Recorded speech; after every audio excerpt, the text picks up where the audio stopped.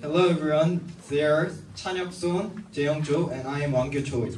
We are going to present about hidden Markov model and its application. This is the table of contents that we are going to present today. First, we are going to introduce why Markov model is important and what are the advantages for using this Markov model. Markov chain is being utilized especially in modeling a problem and event changing over time. The Markov chain enables us to infer future or past states from the present state. This model is different with artificial intelligence in some ways. Markov chain is a non-learning model that can predict future based on the current state of the system and the probability of transition. This means that we can apply this model when we don't have past data. Due to these characteristics, Markov chains are a very useful tool for data scientists and anyone working with sequential data. They are very important tools for anybody interested in machine learning and data analysis because they can model complex processes and make predictions based on limited information. Let me introduce Markov model in more detail. Markov chain were devised by Russian mathematician Andrei Markov in 19th century and have been widely applied in information theory, computer science, statistics, machine learning, and artificial intelligence by the 21st century. Markov chains are stochastic processes that change over time. To better understand Markov chain, we need to know about the Markov properties. In general, we can make predictions using past data to find future weather or changes. However, in order to obtain accurate result, it must be calculated using all previous data, which is practically impossible. Therefore, to solve this problem, now we can use the Markov property, which means that the next state depends only on the current state. The Markov chain shows a change from each state to the next state according to a constant transition probability. Let me explain with a simple example to make you understand more easily. Markov chain can be expressed in transition probability metrics. Markov chain can be made of transition probability and space, and transition probability is particularly important. Here is the example for the weather. If we can predict tomorrow weather from today weather, we can make transition metrics in the bottom of the slide. And by multiplying these metrics, we can proceed the prediction to the next day. This is a simple example, but more complicated problem can be formulated based on the same principle. The hidden Markov model assumes that each state follows a Markov chain, but it is hidden. For example, let's say you're a scholar studying the climate from 100 years ago. And the only information you're given is record of ice cream consumption at the time. With just this information, you want to know if the weather was hot, cold, or warm at the time. We can observe a chain of records of ice cream consumption, but it is difficult to directly observe what the weather was like on that day. The hidden Markov model seeks to estimate the state hidden behind observation.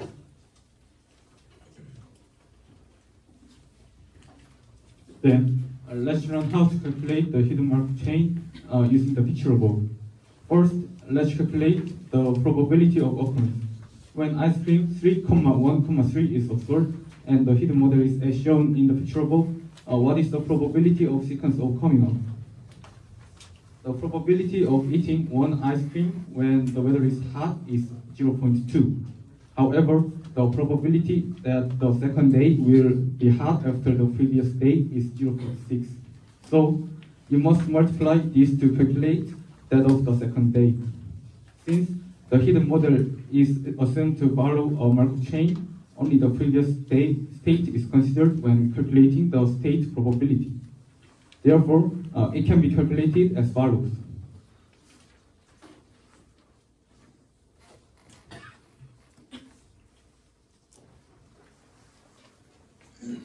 Then, out of the total probability of O occurring, only hot, and cold were calculated.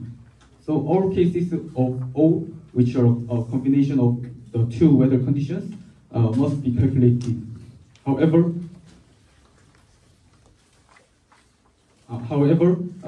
problems arise with this exponential calculation as number increases. If there are n hidden states and t observations, the number of cases to be considered is exponential, which may result in inefficiencies that take a long time to calculate. To solve these inefficiencies, hidden Markov chains utilize dynamic programming techniques that use the method of storing and solving redundant calculations. The forward algorithm is one of the dynamic programs used in hidden Markov chain and is used to sequentially calculate the probability of hidden states given observation data. It is mainly used for model parameter learning or inference in stochastic graphing models. The key to the forward algorithm is to store redundant calculations and record them whenever necessary.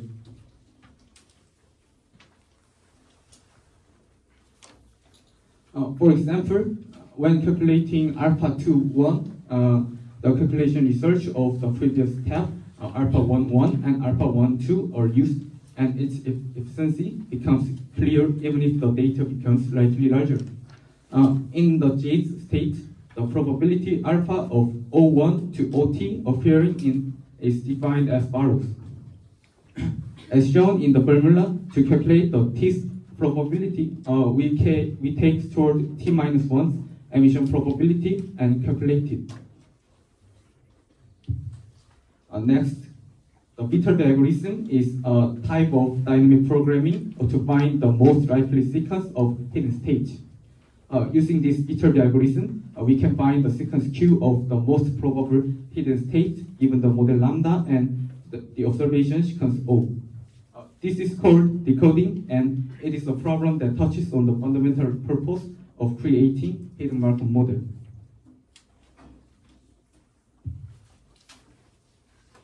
Viterbi probability V, the calculation target of the Viterbi algorithm, is defined as follows. The biggest difference from the forward algorithm is that the Viterbi algorithm has backtracking process. The blue dotted arrow in the picture above indicates backtracking. For example, the traceback of second state hot at the second time is hot. This is because the probability of coming from hot is greater than that of coming from cold. And the traceback of the first state cold at the second day is hot. The optimal state sequence is the result of the backtracking obtained in this way stored in a list. In other words, if 3,1 ice creams are observed, the backtracking sequence with the highest probability is hot, cold. These algorithms can be used to calculate the probability of a Markov chain and find the optimal sequence.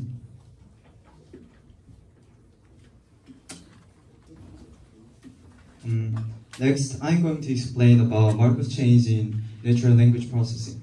Markov chains in natural language processing are used to model sequential structures of text data.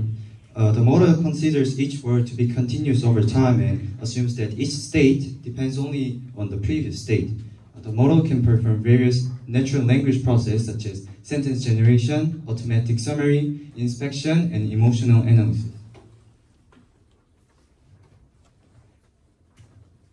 However, there are several limitations. The underlying Markov chain model relies only on the previous state to model the probability of the next state, which is useful in some cases, but it has the problem of not being contextualized properly. And the N-gram model solves this problem to some extent. So let's talk about the N-gram model. The N-gram model is a statistical language model used in natural language processing and information retrieval. It models the probability of the sequence of n words occurring in a given text or speech. And an n-gram is a contiguous sequence of n items from a given sample of text or speech. These items could be words or characters or phenomena depending on its applications. The most common usage is with words, where n represents the number of words in the sequence. For example, as you can see, the unigram model. A unique model considers each individual word in isolation, and likely a bigram model considers sequences of two adjacent words, and trigram model considers sequences of three adjacent words. And the n-gram model is based on the Markov assumption, which states that the probability of a word depends only on the previous n-1 words. This allows this model to capture some level of context and dependencies between words. N-gram models are widely used for various tasks, including language modeling, text generation, speech recognition, spelling correction, and more. They provide a simple yet effective way to create patterns and structure in language data. Next, I'm going to explain about Markov chains in Google PageRank algorithms. The PageRank algorithm is based on a method of measuring relative importance of each web page based on link structure. For example, a link from page A to page B means a transition to state A to state B. This utilizes the movement between states in the Markov chain. So this is the process of the algorithms. First, the number and quality of links. It is more valuable to receive a link from an important page than to receive a link from a page with many links. So the algorithm reflects this by weighting the page. And second is the iterative computation. The importance of each page is determined by the importance of another page connected to the corresponding page. And third, various factors are considered, such as the quality of links and the content of web pages and the behavior of users. Accordingly, the PageRank strives to provide the most relevant search result to the user. So let's move on to the conclusion. Markov chains are used in various fields and are useful for modeling probabilistic changes over time. And through the Markov chain, the future or past state can be inferred through the current state. In particular, even if the state to be obtained in the past is hidden through the hidden Markov system, and the Markov system is used very importantly in various fields of modern society, such as being used for natural language processing and Google PageRank algorithms.